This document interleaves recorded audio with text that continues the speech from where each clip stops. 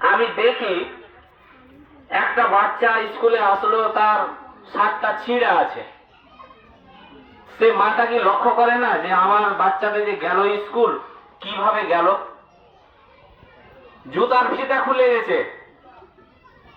আমি এটা অনেক লক্ষ্য করেছি এবং আমাদের হেড স্যারকে ধন্যবাদ যে নিজের সন্তানকে মনে হয় অতখানি মানুষ ভালোবাসতে পারে না, সেই যতখানি নিজের হাতে ফিতা বেঁধে দেয়। কেউ যদি বমি করে দেয় নিজের হাতে তুলে, যেটা একটা মাও মনে হয় সংকোচ বোধ করবে, কিন্তু আমাদের স্যার কোনোদিন করে না। এটা আমি লক্ষ্য করেছি, এটা খুবই ভালো গুণ। একটা জামা দীর্ঘদিন ধরে পরিষ্কার নাই, আমি দেখছি ব্যাগের ফিতা ছিঁড়ে গেছে, একদিক লটকিছে, বাচ্চা চলে আসলো। কেন এরকম হবে? এটা আপনাদেরকে লক্ষ্য করতে হবে। একটা বাচ্চাকে সকাল থেকে যতক্ষণ না সে স্কুলে আসবে ততক্ষণ একটা মাকে একটা বাচ্চাকে সময় দিতে হবে।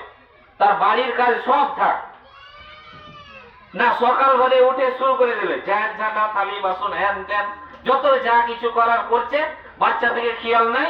এই যাও স্কুলে যাও, চলে যাও। কিভাবে বেরোলো, জুতা নিল কি নিল না, ব্যাগ নিল কি নিল না, বই খাতা আছে কি নেই, কিছু দেখার বিষয় নেই। যাও চলে যাও স্কুলে।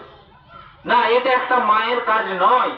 একটা মায়ের কাজ সর্বদাই সর্বপ্রথম হবে।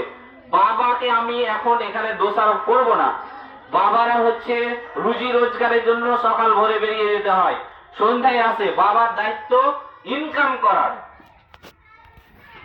কিন্তু একটা বাচ্চাকে ওইভাবে বের করে স্কুলে দিয়ে আসতে পারবে না, একটা বাবার পক্ষে সম্ভব নয়। কারণ তাদের দায়িত্ব আছে ইনকাম করা, আর একটা মায়ের দায়িত্ব কি সংসারটাকে গোছিয়ে নেওয়া, তার সাথে সাথে বাচ্চাদেরকে সঠিকভাবে পালন করা।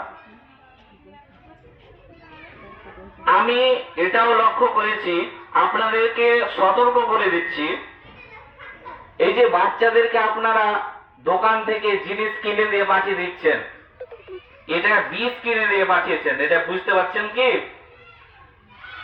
এই যে কুরকুরি, যত দোকানে যা কিছু পাওয়া যাচ্ছে এগুলো হচ্ছে বীজ এক প্রকারের।